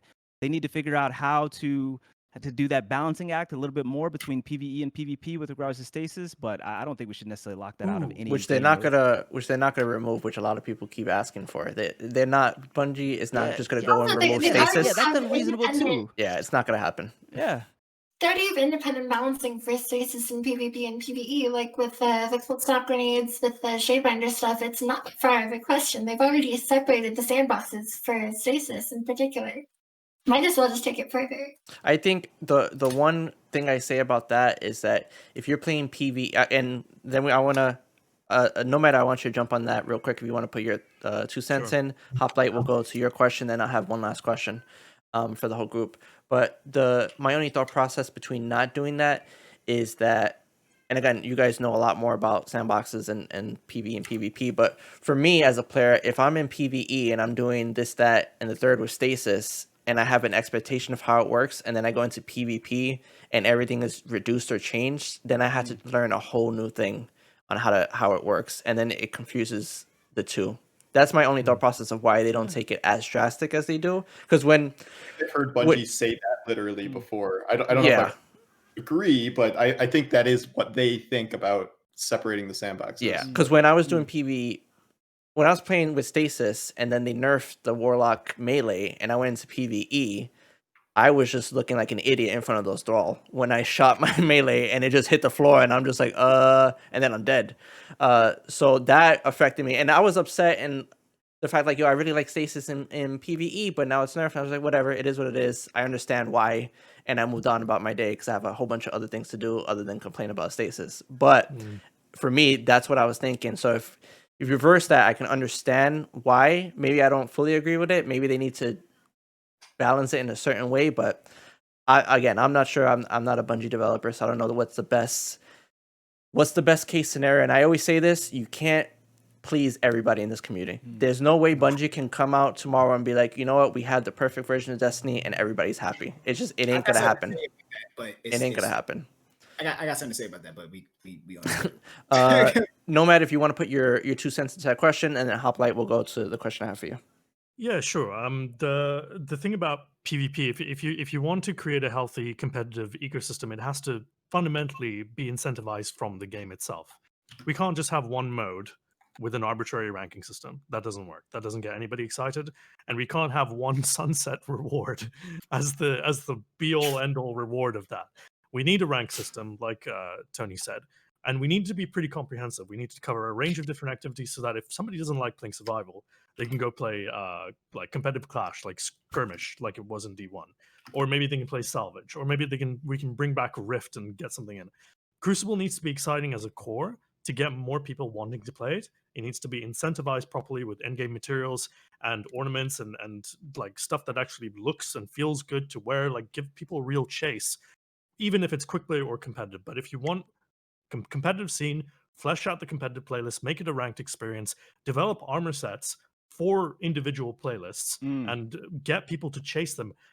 I suggested this in my in a recent video of mine. Make the competitive rank uncapped.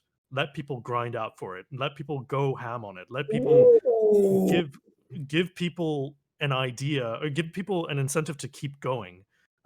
Because a lot of people like you look at strike scoring right now, it doesn't mean anything except for an unlock and an emblem, but people still chase the higher strike score because the bragging rights, right? We don't really have that for PvP. It's like lock to 5,500 and that's it. And then from there, like beyond that, you know, seals, titles, etc., to flex. Beyond that, if somebody goes through all of that and they still decide it's not for them, so be it. You've done what you can. After that, it's really just about giving people the option to discover this world and to discover it in a way that rewards them and makes sense. And if they don't like it at the end of it, so be it. That's fine. We tried. The important thing is to try first. Let's just get something out there that isn't like this superficial game mode that makes no sense. Right. Got it. Hoplite, I want to go to your question from D Flawless. What do you think Bungie's focus should be when it comes to balancing the game as it relates to PvE versus PvP? They're saying it should be 50-50, 70-30, you know, put a number on it and kind of like, what do you expect from like future DLCs? I don't think the balancing should be that linear. What would be the best way to put this? Balancing should be centered around not necessarily it makes the gun this good in PvP and it makes this gun this good in PvE. I think it is okay for guns to have their place. 600 RPM autos feel fantastic in Crucible. And whereas 720 RPM autos feel pretty good in Crucible too, but they also excel at PvE. I think it's okay for it to be. Everything doesn't have to be universally good everywhere. I think even if we're not going to necessarily separate the sandboxes, it's okay to say, look, this thing is going to be just mediocre in one mode and it's going to be great in another. The other thing that I wanted to talk about earlier is if we look at Destiny's patch structure, it's been very reactive. Nogi brought up Lord of Wolves. You have how long it's taken. Shadow Dive. Mountaintop. Mountaintop is a good example. I think that the way that they work on patches is they might not have. I have full faith that Bungie is passionate and have an idea of where they want the game, but I think that they're looking in the near future when they add something. How's this going to affect the game? They don't necessarily have a vision for I want to be an ability-focused game 3 years from now, or I want to be a gun-focused game 3 years from now, and that's why I think that we don't see that kind of communication. Because they don't know either. Or not that they don't know, but they don't have a very clear vision of we want to move one way or the other way. It's how can we make the game the best that it can be tomorrow, the day after that. So I think trying to speculate about Bungie's moving in this direction with the game or anything like that, it's futile. They can't communicate with us about it because they don't have a clear, I want to go in this direction. Clear vision. Yeah, clear vision. Yeah, if they don't have a clear vision for it, yeah. Yep. I think it's very much, I want the game to be fun. So I'm going to make it as good and enjoyable as possible for 3 months from now. Then we're going to revisit, see what there are flaws, fix it up there. I don't think that there's 3 years from now we want PvP to feel like this. I'm not sure that it needs to be, but if they're going to do that, then they can't take as long with patches. It can't be, we're going to get everything right. They have to be, oh, we're going to change this. If it works, great. If it doesn't, we're going to roll it back or fix it. Or up to sure if they have those sorts of resources. I was having a conversation with Greater Haste yesterday because I knew that we were getting ready to talk about this. So I decided to ask him because he's someone that everyone should really go follow Greater Haste. That man has really some different perspectives on this game, and he really, really rivals you, Tony. Like I see a lot of similarities between the two of you. But the conversation that in a good way. Hey man, I'm always looking for role models. I'm saying. Tony, you trying to have a family, bro? No. One of the things that Haste said was that we were having a discussion, and Haste brought up the conversation of how people will buy games like Call of Duty. Mike, you brought up Call of Duty earlier in this episode, and Haste was like how people, they buy Call of Duty, and some people legitimately buy Call of Duty for the campaign experience. And I couldn't knock that man because he was absolutely 100% correct. Some people genuinely buy Call of Duty every single year. NOMAD can detest. Specifically, I'm so sorry. I am so sorry. No, don't apologize. And the reason why you shouldn't apologize is for exactly what it is that I'm about to say, right? You bought the game that obviously has a player versus player base and a really dope campaign. Call of Duty is known for having some really invigorating campaigns. I started playing Call of Duty, I think, in Call of Duty Modern Warfare 3. So I wasn't the Modern Warfare 2 dude. I wasn't the one on Xbox doing 360 no-scope snipes. That wasn't me. I was training in Ultimate Marvel vs. Capcom. That's exactly why none of y'all could beat me now. Anyway, moving forward, the point is that Call of Duty strategically makes it so that, and I don't know, I'm not a dev, so I don't know how they do this. I'm pretty sure that it comes with separate support for both aspects, right? So you have PVE, right? You have the campaign that is highly supported, highly, like, it's crystallized, it's perfected. And then you have the multiplayer, which equally has its own separate team that's dedicated to it, to the point to where you have something like Warzone that came out, which was a fully multiplayer game that didn't have a campaign. And everybody played it religiously.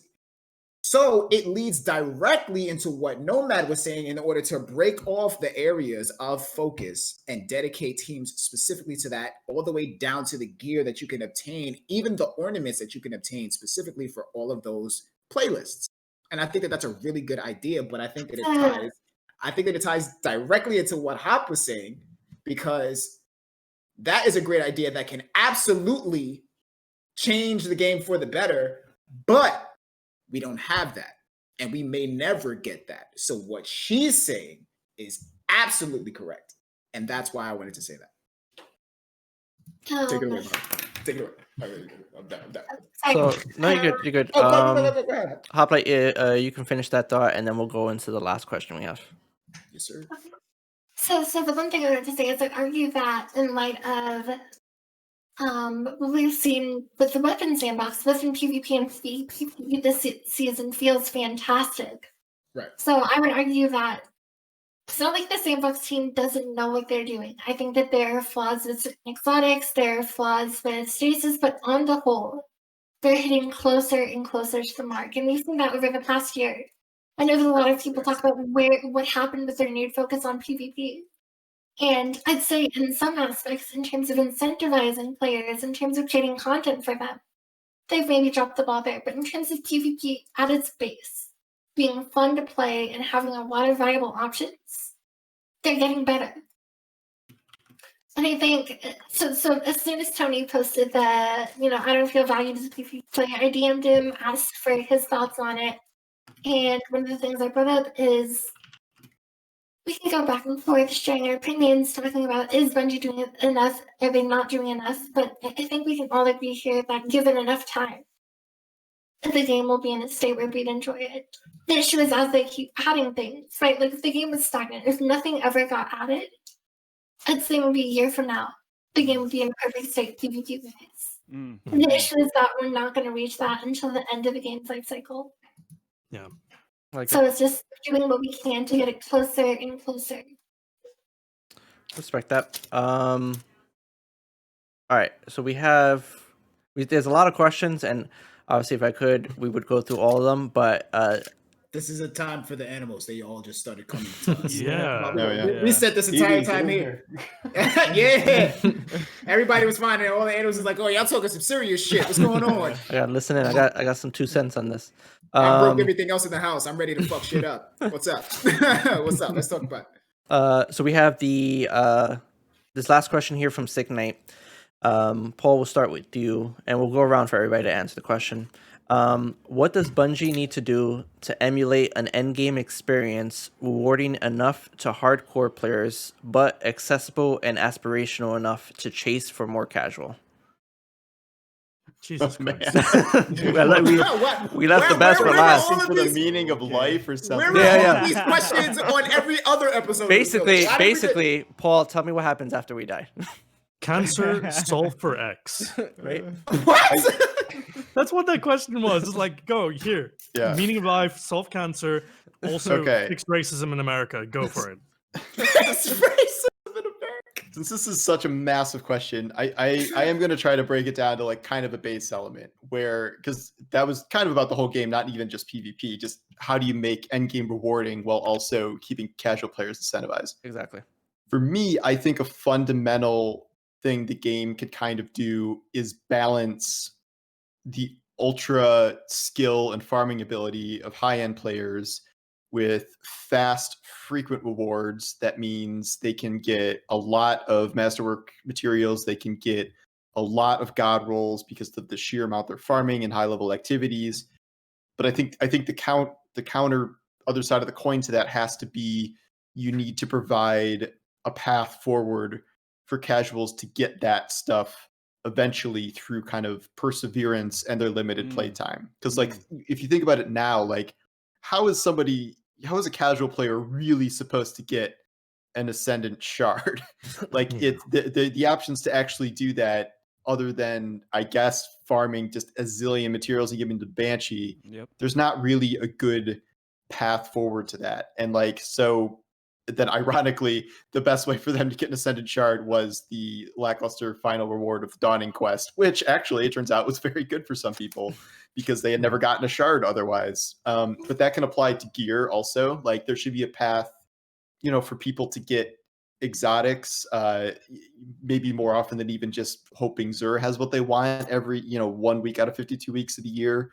Whereas high-end players can farm like, okay, it's not that I just want this exotic. I want this roll. I want this minimum stat value. And I think at the high end, we're not seeing enough rewards of like guaranteed minimum stats on armor for high-end players and things like that. We've started getting there with weapons. I think they've done a halfway decent job of creating target farming weapon systems. It depends on the season, but like I think the best one was Season of Dawn, where it was just loads and loads and loads of like double perk drops for people who were actively engaged in that season. This time it's a little different because Season of the Hunt stuff, it's a little RNG whether the thing you want even pops up in the lure or not, but it's still better than nothing. Whereas more casual players might only get a couple copies of those weapons and have to farm them. So I think weapons are more on the right track, and Bungie is continuing to refine that with adept weapons, which they're now going to do for strikes too, which I think is cool. And so I think they're moving in the right direction there, but I do think that we need more paths for casual players to kind of work their way through the game and get these good rewards. And I also think this ties into content vaulting. Like there were paths for that where like some of the coolest weapons were based on the coolest missions. You had 0 Hour and you had Whisper. And those were really hard for people when they first came out and they were like way above power level and stuff. But now it became, those were really fun activities for newer players to run because they would be over leveled for them and they'd still have to do things like the jumping puzzle and beat the timer. But it was a fun path to a still good reward a lot of the time. And now that stuff's gone. And like I think the game is worse because of that. So taking stuff like that out certainly does not help things. So I could go on for like 50 more minutes, but since that's such a massive question, but I'm listening. It's a lot. That was really insightful. A fitting answer to a very revolutionary question. I better be giving us Nobel Peace Prize for all of this shit. Nomad, I know you kind of... Nogi talking so expressively, like with that cute ass kitten in his lap, is just the juxtaposition that I needed. Don't get it twisted. Right there. Because I got a pretty little, you know what I'm saying? Just because I got a pretty little joint next to me don't mean I'm gonna do this work. Not you. I'm talking about anybody who getting crazy out there. My shit's work. Nomad, you kind of already touched on it a little bit with the competitive scene, but what's your answer to that question? I can repeat the question if anybody needs please. to. Yep, I got you. So the question was, what does Bungie need to do to emulate an endgame experience rewarding enough to hardcore players, but still accessible and aspirational enough to chase for the more casual players? Scale rewards with difficulty is my short answer to that. Because I like Paul, I could definitely go on for 50 minutes. Make the hardest stuff, give the better loot. Like, can we get like guaranteed Ascendant shards for and guaranteed exotics and guaranteed endgame materials for Grandmasters? Can we do drop protection for getting 3 transversus steps rolls in a row that are under 60 stats? Even if it's a That's situation a to where, shout out to Noise Tank in chat, by the way. He's gonna love that. even if it's even if I would Pain. agree to that. Even if it's like even like right now the what is it, the law sectors, they're rotating from arms to head to like Yeah. that is dope. I like the lost That is sector idea. dope. I thought that was a That is really, a really good idea. concept, because I that's agree. something to farm for. That's something to it's like, okay, heads is today. Okay, I'm not going to do it today. I could do something else today. Okay, legs are today. Okay, I want to go for legs because I want to get this. Like things like that. It doesn't have to be behind exotics. It could be behind legendaries, weapons, so on and so forth. Not pinnacles, my guy. Not Yeah. I want. I mean, on a side note, I No. want like strike specific and lost sector specific loot again. That's good. Strike I would like Dude, that. Strike I would like specific that goal. loot needs to be like priority. Period. Like, Yeah. what reason is How there many to years play have we been strike? asking for that? Seriously. And Yeah, yeah, we had it. We had it is in at the D1. Very, very, very, very, very top of the list. Literally no reason to step into strikes. None.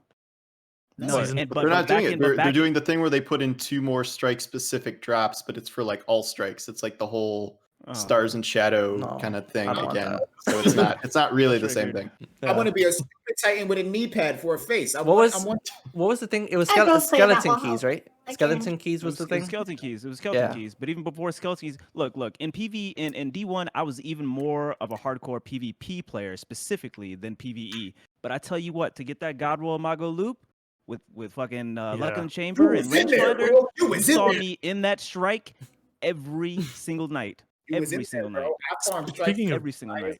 It's like it was nuts. Speaking of God Roll loot, I'm betting all of you $10 that by season 14, since the strike came back, we're going to get Grasp of Malok back as well. I know Billy Gapped. Oh Mhm. yeah. I don't want to. That's definitely on the cards. You know Love it. that thing, man. I don't want to Love be that thing. that owes Ascendant Nomad $10. I don't want to be that. All right, who's up next? Nomad, were you done? I don't want to cut you off. Were you done with your No, answer? yeah, that Okay. was pretty much it. Like, I think Paul said most of the things I wanted to say, anyways. Okay, gotcha. But that would be my short answer. Awesome. Tony?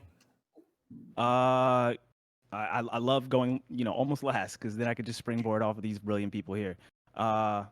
Like first, like scale loot with difficulty, like huge. So for the first thing I was gonna say actually was based off of what Nomad said earlier. Like I had put together like some feedback where I said that you should be able to reset your 5500 in comp, and every time you reset, you should have a chance at some specific loot, So for example, there is a competitive armor set, every season, every 3 seasons or something like that. You get a different piece every time you hit 5500. So you get low stats every time you hit 5500. Then when you get the final piece, then you have a chance to get guaranteed high stat roll of a random piece of that set every time you hit 5500. You just keep grinding for a specific set. Like the people that have all 5 pieces of that armor, they grinded. They're PvP people if they hit 5500 5 times. And of course, that means it would take some time. So obviously that means you wouldn't be resetting the armor, obviously, for like a few seasons at least. But all I'm saying is, the people that had really high stat roll of that as well, they just stay in the comp playlist. It's something to grind for. So that kind of leads me to what Ascendant Nomad said, which was uncap. So instead of, making it resettable, uncap it. And that'll be the ranked playlist to start, for example. Uncap it so that people can just keep on climbing. Obviously, the higher you get up there, the better rewards, scaled rewards per difficulty, of course. Then that leads me back a little bit to what Paul said, making sure that those activities and the rewards are also accessible to people coming in. So it's not just about the players that are PvP mains that grind and have been here and that are high level, whatever else, the 1%, whatever. It's about also making sure that same activity is accessible and rewarding to folks that have less of a time investment that they can put into it, and also that don't have as much time to necessarily get God tier at PvP or whatever else. And so then you just make sure that they gain rewards through perseverance, exactly what Paul said.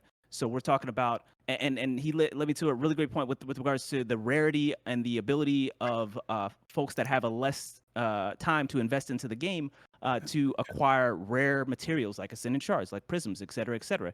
And so it's similar to kind of how that Ghost mod works. There's a chance for you to gain an enhancement prism for precision shots. That's the Ghost mod, right?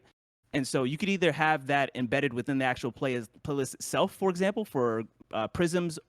Okay, you got to get down, girl.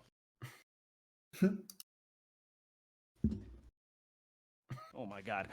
Prisms and or Ascendant Shards, right? So for example, you know, the longer you play in that playlist, for example, one of the rewards that you can get is you could just randomly get an Ascendant Shard to drop. Or you can more frequently get prisms or attached to the Ghost mod, and you know, it accounts for any activity, or maybe specifically Crucible. Like that's shit that like the casual base, you know, in particular like needs, but there's no that would be something. Yeah, go ahead, Nomad.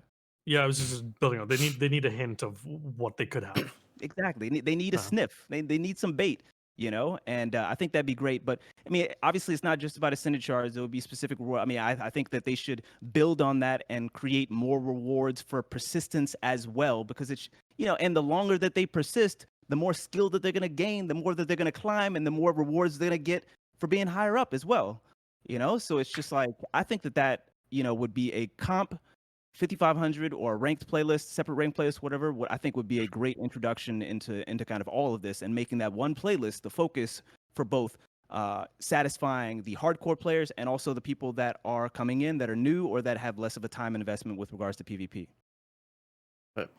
Hoplite? Hey, so while I was listening, I have a lot of ideas on this, so I wrote up like a whole document over here, so that might be a while. So when I heard the question, the first thing I seized on is the key for making the endgame. Let me roll back a bit.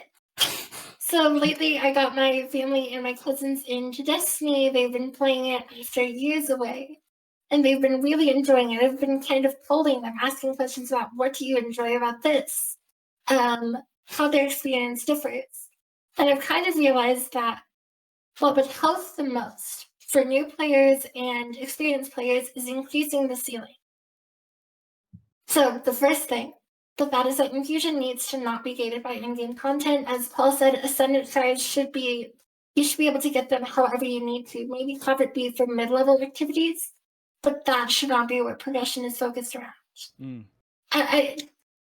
Power level is not at a point in the game where it really matters anymore, so having 10 more pinnacle power levels just isn't that impactful. It's okay to still have that grind in there, but don't get the Ascendant Shards, don't get the materials, etc. Next thing is that power progression and endgame rewards should be based around increasing player power, not player power level. So things like adepts, unique roles, and perk combinations. A new mod that you can only get through endgame content, etc. So focusing more on that. And for absolutely going above and beyond, like, let's say the highest score in the Grandmaster Nightfall for the week, have an emblem for top 500 or things like that. If you can crack into that level, it's a vanity rule. Next thing is make the low end of the game more accessible. I think when I was talking to them, the thing that they valued most was the end game. They were like, when do we get to raid? When do we get to do Nightfalls? When do we get to do trials? And they super enjoy doing those things.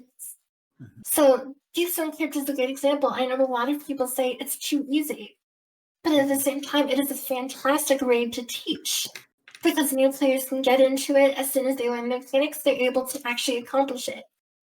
In the same way with things like trials, set the expectations. Some players may never get to the top. Like, you might never go flawless, but there's a reason to try. There's loot that you get for playing 10, 15 matches over the course of a week, more than just the 3-win anchor.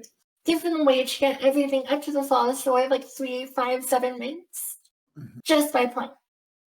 Then leave the flawless reward for the people at the top.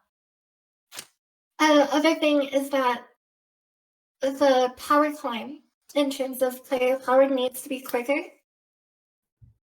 Getting people to the point where they have characters that are just as powerful as Endgame Guardians, and they can do all the crazy shit with space magic and super cool weapons. They have access to that early, and then skill becomes a differentiator. And I think Grandmasters are like a great example of that, where by the time you get to Grandmasters, everything's on relatively even footing. It's your skill that makes the difference.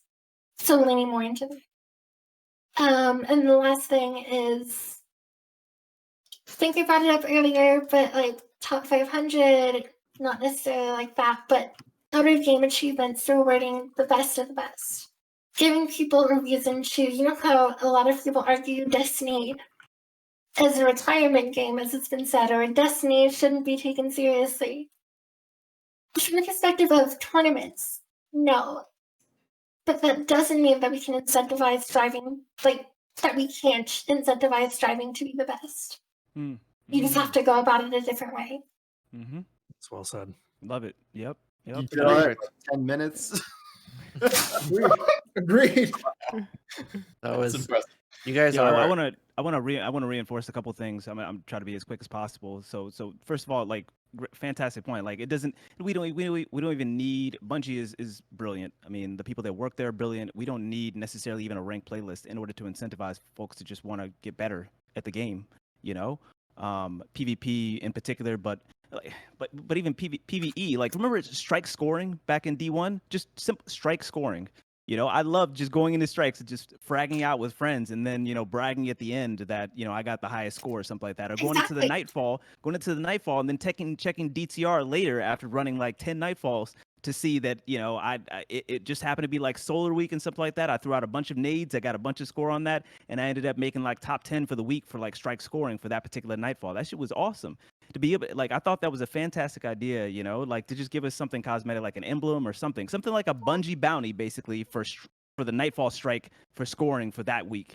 You know, you got top 10 that week in scoring for the Nightfall, you know, and so now you get an emblem, and it's an extremely rare emblem, obviously, you know, if only like 5-10 people can get it per week. I think that's dope, and I'd be in Nightfalls for that. Oh, I 100%. I'd be tailoring my build. I'd be going ham for that. Something else I reinforce as well is the fact that you said that, to make sure that we're making Ascendant. Nobody's been talking about this, and I talked about it with him yesterday a little bit. Was to make sure that activities, like the greater the accessibility for activities, trials, whatever else, the better it is for all of us. Period. Mm-hmm. You know, low end, high end, it doesn't matter. But particularly the fact that the bar is kind of high, you know, to get into those activities and to be able to get something out of it. It's difficult just to reward people for putting their time into it. Yes, perseverance, most definitely. And let me see, was it accessibility, strike scoring? Oh, that was all of it. Thanks. Perfect. Cool. So we're gonna go into pretty much going around, giving out the feedback. One small question, super quick. Again, I don't want to hold you guys, but first, do a little outro. I want to, thank Paul, Nomad, Hoplite, Tony, as always, Nogi, for taking the time out your day to come on and talk about this topic. Which, at the end of the day, all I will say about it is that we're all passionate about Destiny. We all love the game. We wouldn't be here if we didn't want to see it succeed. And I'd say for the PvP player base, going towards the PvE player base, it's that it's not about them wanting to take away anything from PvE. It's just that they want more, a focus on them. They just want a little bit of the pie, which wouldn't take anything away from the PvE. So I think just being a little bit less toxic, being not toxic at all, pretty much. And the fact that it's not about you, it's just saying, hey, don't forget about me. Like, I'm here too. I'm a player. I've been playing this game for years, and I just want a little bit of the cake, a little spoon, a little bit of the frosting. And I think that's all it's really about. I think the community can be a lot less toxic, and just be more constructive, be more understanding, and just pretty much listen. At the end of the day, like I said, we all just want the games to succeed. That's all it is. And we wouldn't be here if we didn't. But we'll do our outro. Like I said, we'll go around. You guys give a piece of feedback to somebody, and then the last question for the day would be, what do you guys want to see in the next expansion? Just one thing you want to see, real quick. Just let us know what you want to see for that. So, my outro, my recognition for this week would be to Noise Tank. Super cool dude, really dope content creator. He actually got me into the scrim scene. He was very welcoming in my first scrims experience, and it's people like that that make it easier for the PvE players to come in and experience this amazing environment. Because to be honest, scrims is fun. Obviously, Destiny has issues, but when you have a bunch of people and you're just messing around, playing around, you don't have to deal with certain things, and nobody's cheating and all that. It's a fun, good experience, which is what Destiny tries to be.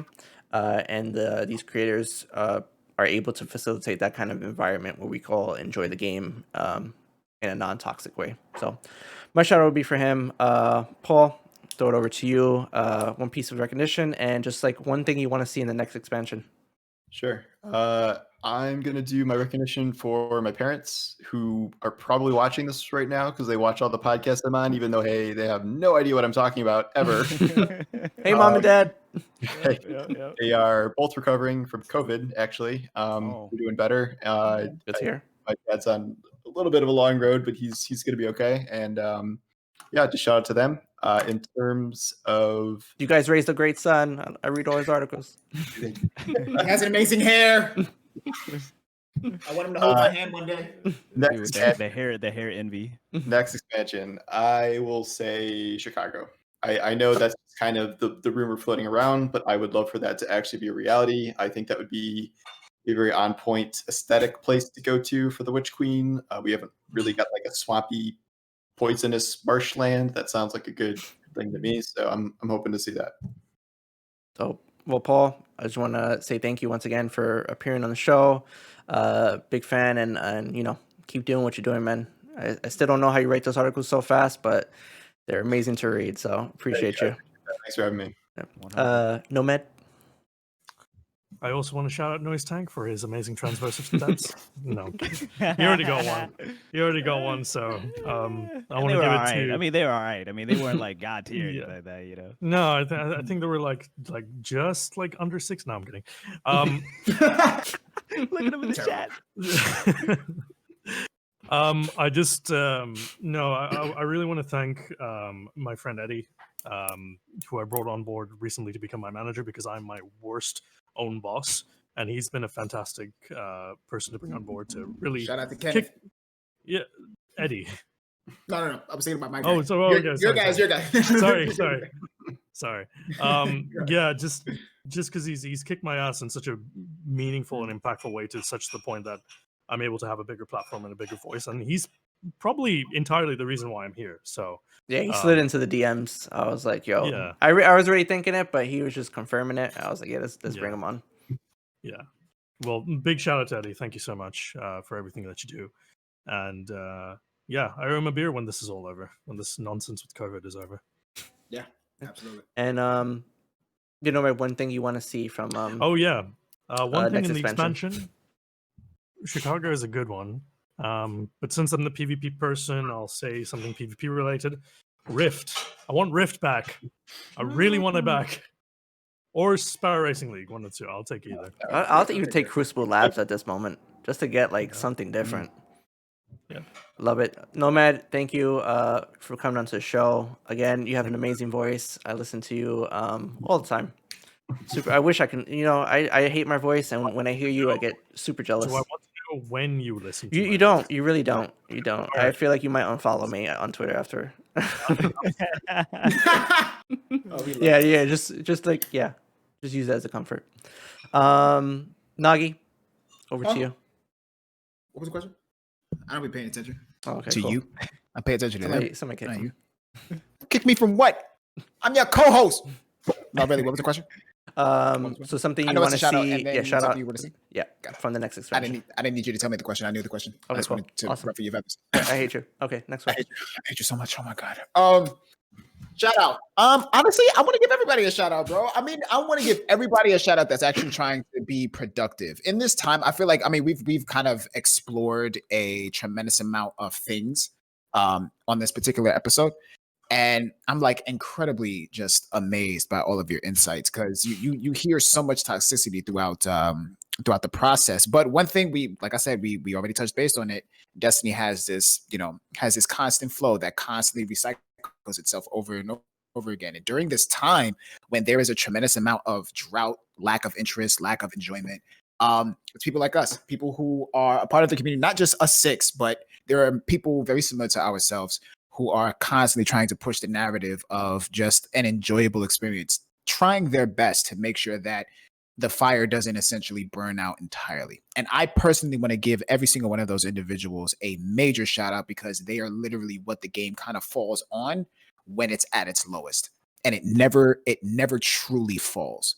And I really want to give that to the Destiny community, the same way that Hop gave the community its due diligence with her statement earlier in the episode. What do I want to see in what, Crucible or just Destiny? Just the next expansion. Destiny. Yeah, next expansion. Next expansion. I don't want to see shit. Honestly, I don't want to see anything. And the reasons why I don't want to see anything is because weapons are perfect. Weapons are perfect. The story I played Beyond Light, and I was pissed having to have an entire dialogue with Crow. I was mad as hell. I'm still mad about it. I still don't want to do it. And I know that there's a mission sitting in my inventory right now where I got to talk to the bastard. I like that, because you're creating a dynamic, you're creating a dialogue that ultimately is challenging my moral compass, because naturally I would not be talking to homeboy. I don't give a shit what I have to. Oh, I need Hawk Moon? Run your pockets. I'm not talking to you, bro. Get out my face. Get out my. He's gonna be oblivious as hell. What did I do? You don't need to know what you did. You just need to know you did it. My headset is falling off. Okay. I don't really want to see anything. Honestly, weapons are fantastic. I just want abilities to be reduced to an extent where everyone is enjoyable. And if I have to really give an answer to that, just give us new PvP maps at best. The weapons are fine. I like my sniper. I like my hand cannon. I don't use other archetypes like that. I'm not Aura running around with a fusion rifle getting mass kills. Like, no, I'm simple, bro. I'm like one of the bottom of the barrel, bone in hand, rocking other when it comes down to Destiny PvP. Like, I'm not really super difficult to please. So I don't know, man. Just variety. Give everybody an opportunity to experience something that they personally want to experience. Stop forcing us to kind of play the same narrative. It gets really old. Fast. And we have to it's to the point to where the format is so regular that we expect ourselves to have to dig deep within ourselves just to make content. You hit that on the head, Nagi. I feel like sometimes we get forced to kind of play a certain way. I was saying on the stream yesterday, and I was talking to chat, and I was like, I watch more console videos just to hear his voice. Nomad too. We be knowing everything y'all be talking. Well, maybe not Nomad, because Nomad is giving content that's based off of perception and whatnot. Like, he's giving different things, but more console, his content is really based off of stuff that, you know what I'm saying, reveal secrets, what's coming, and so on and so forth. We all already know. That is where'd you get that water bottle? I want one. We already know what we're like expecting. Yeah. I literally watch more console just because I want to hear him say console. I just want to hear him say it. Oh my God.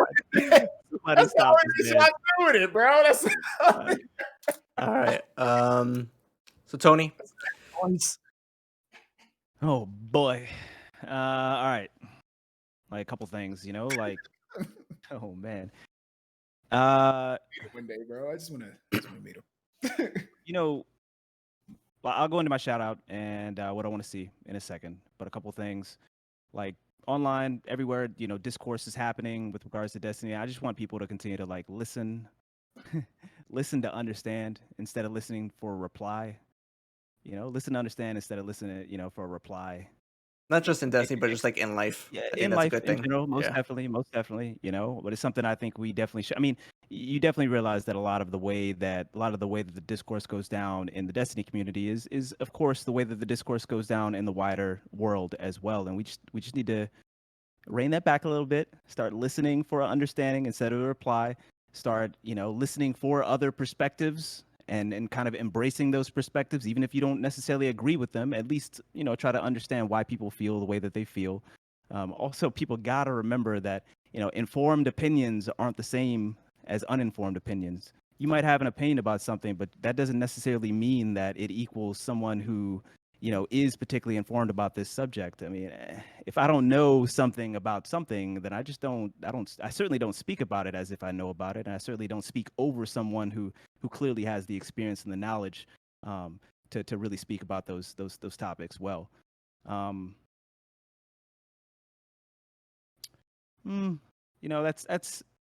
That's the majority of it there.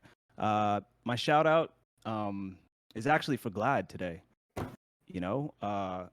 Glad being at the top of the directory, one of the few people that is speaking out on some of the stuff that's going on, and not just speaking out, more so kind of like starting a conversation, because even he admitted, well, I don't really know what to say about these events, but I felt like I needed to say something, and him kind of engaging on that post pretty heavily with folks to kind of get a better understanding, but also make sure that he's pushing for everybody to learn more and to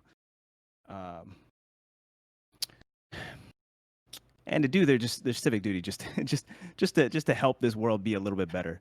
I really appreciated that post. I really appreciated him reaching out, and it's really, really important, and it really shines even brighter knowing that most don't. Most 1%ers, most top of the directory folks don't even discuss it. They're silent about some really important things that are happening in the world right now.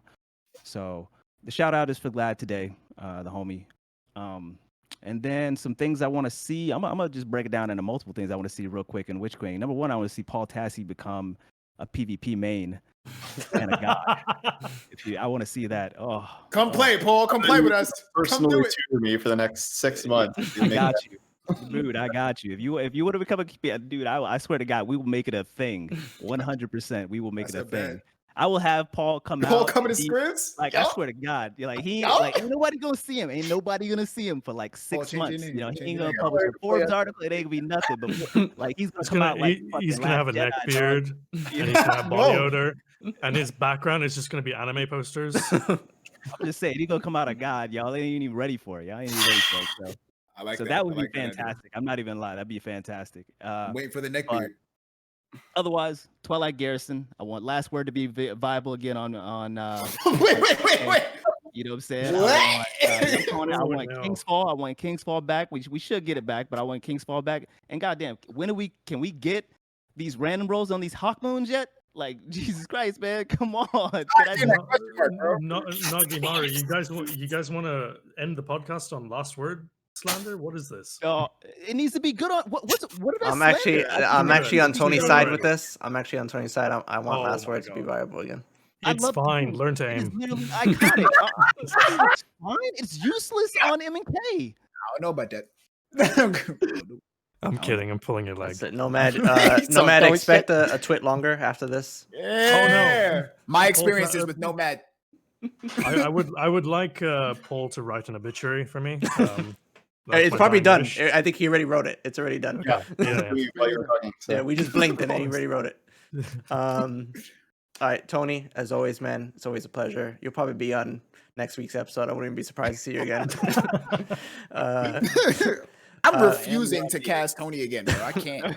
I just love the way he articulates his thoughts, man. The guy comes in with a Talk to him notepad in and DM. everything. Hoplite. I mean, first thing that I would, as a more general statement, I would like to see everybody, to put it plainly, chill the fuck out. We're playing a game that we all love. There's no question about the fact that there's a passionate dev team working on it. Yelling about shit does not make things move any faster. You're not doing anything. They're ignoring it. Give your feedback and move on. That's all I ask. As far as people to thank, I'd like to thank Nomad and Tony for being amazing friends and sounding boards and teammates at Hardcore. Yes, I just. Why did you do that? We had a whole thing planned, man. Come on. We're not going to draw attention to it. Keep it going. Okay. Anyway, I would like to thank Laker Boy in chat for being an amazing partner and supporting me, and I would like to thank all of the friends who have around me for making me realize that it's okay to ask for a little bit more in quarantine. I kind of got into a mode where settled for everything and life kind of stagnated, and I appreciate the people around me for helping me realize that there's more. Awesome. Hoplite, thank you so Nice. much. Appreciate Yeah, it. definitely. Again, Thank you. I just want to thank you all for coming on. Again, I don't want to hold you for too long. This is going to do a little outro. Everybody in chat, appreciate you all coming in and listening to this conversation. Like I said on Twitter, this isn't going to be the first and last. There's definitely a lot more that can be said and a lot more voices that I want to have heard on this subject. So definitely expect more episodes in the future covering this. Obviously, every Thursday we have the filler, 7 p.m. Eastern time. You guys are watching this on YouTube, Spotify, all that good stuff. I hate doing this part, but like, subscribe, do all the good stuff, whatever it is you want to do. If you don't want to, like your mama taught you, right? yeah, right. But yeah, appreciate you all. Thank you so much.